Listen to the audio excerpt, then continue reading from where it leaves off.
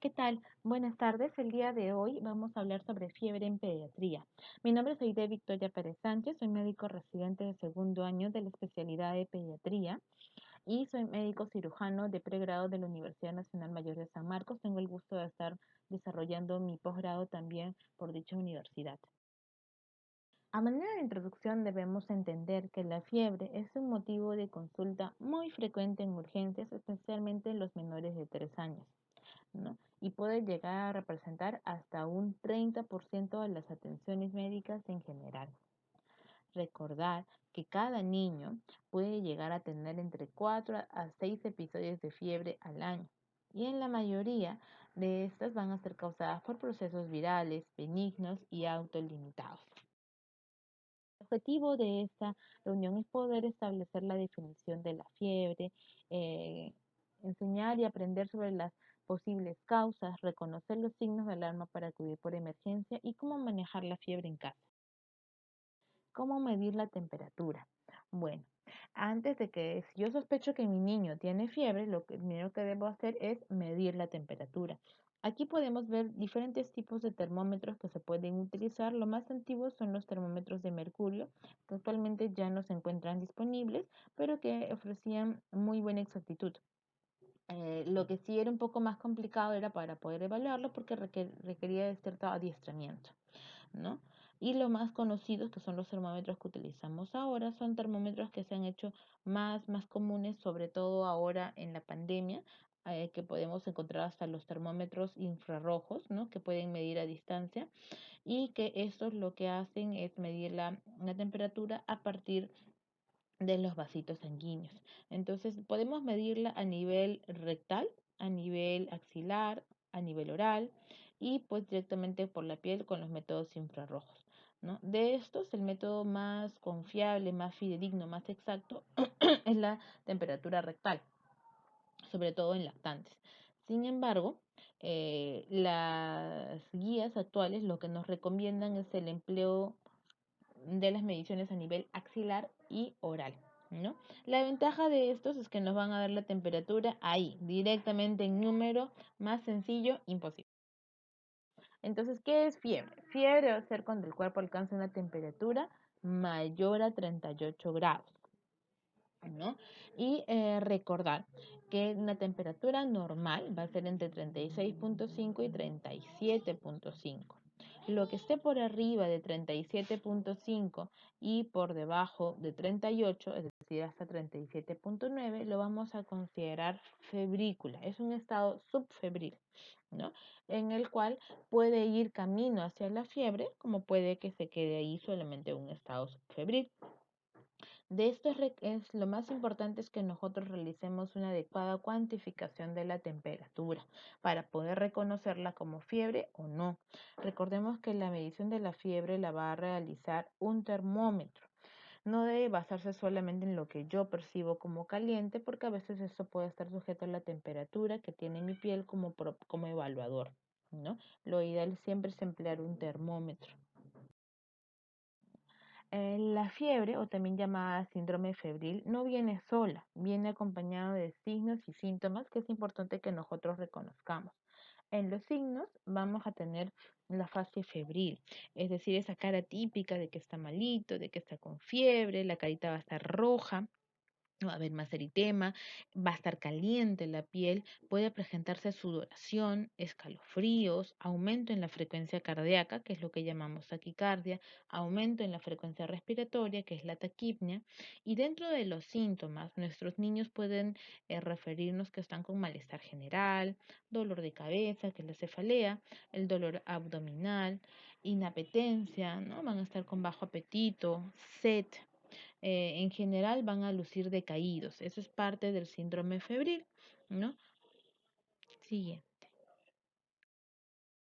¿Y cómo se produce esta fiebre? Esta imagen puede ser un poquito compleja, pero me gusta porque es bien exacta. Entonces, nosotros reconocemos que hay varios agentes que pueden actuar para mediar esto, ¿no?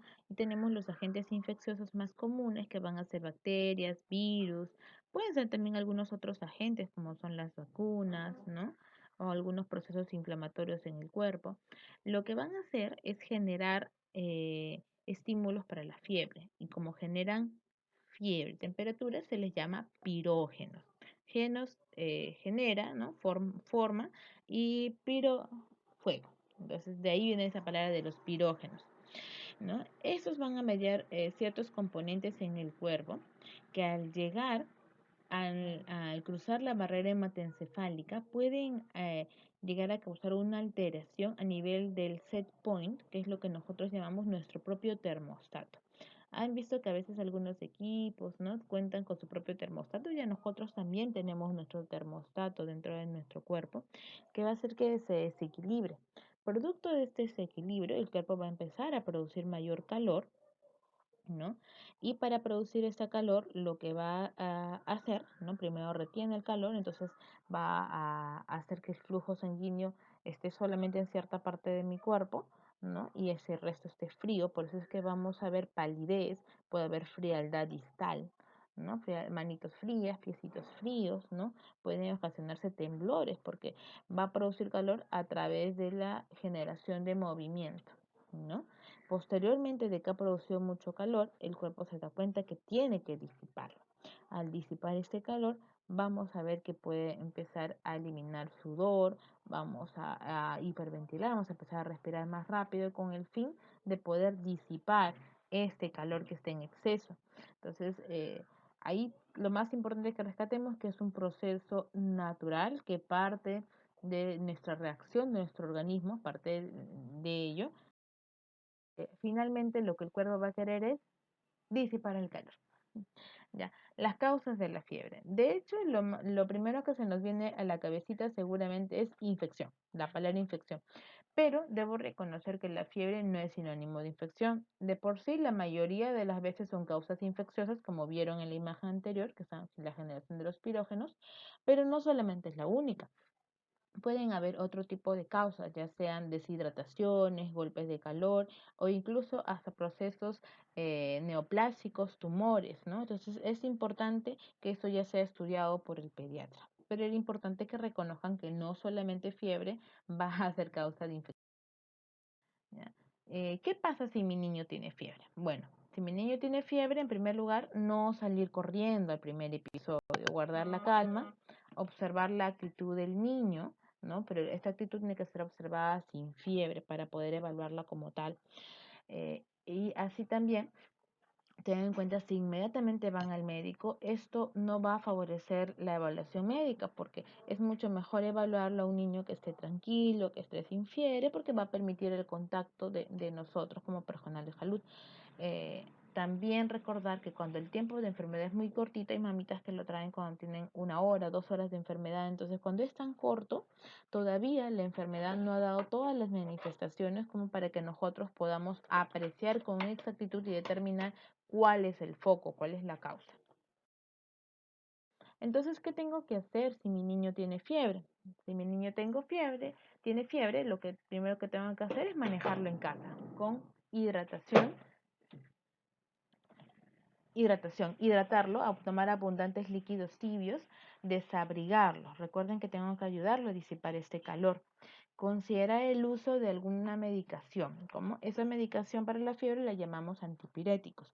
Recuerden que estos antipiréticos van a bajar la temperatura entre 1 a 1,5 grados por hora. Entonces, si mi niño le acabo de medir y está con 38, ¿no? Y le doy su medicación, le vuelvo a medir la temperatura a la media hora, es probable que le encuentre igual de febril o incluso más febril, porque todavía el medicamento no ha ejercido su acción, ¿ya? ¿Qué más? Recordar que la fiebre no viene sola, viene con otros síntomas que es de los cuales ya hemos hablado.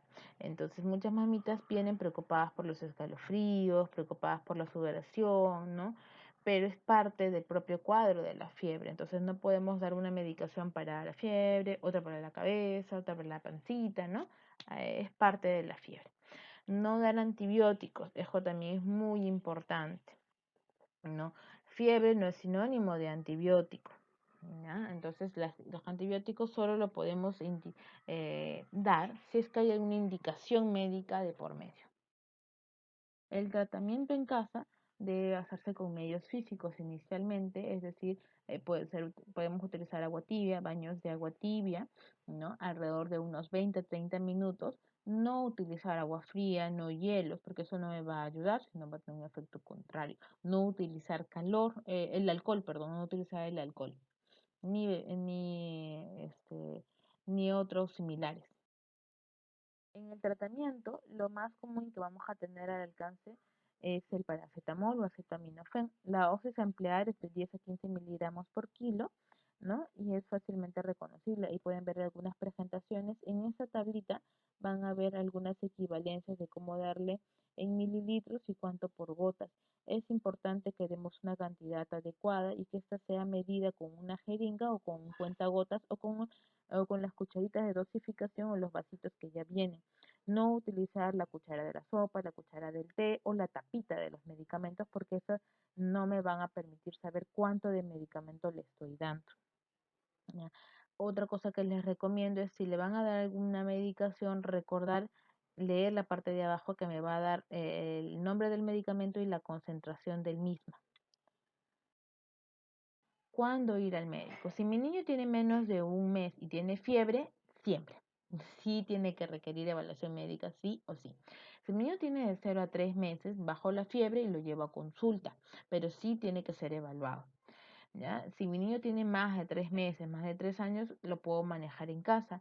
Si tiene fiebre más de 3 días, debo ir al médico, si no tiene vacuna, si tiene manchas rojas en la piel y si es que nuestro niño luce mal, luce muy decaído o tiene alguno de los signos de alarma que a continuación vamos a hablar, como dificultad respiratoria, vómitos persistentes, diarreas con sangre, ha convulsionado o tiene fiebres altas, en los cuales es temperatura más allá de 39 y sin foco, sin ninguna otra causa, tiene que ir por emergencia.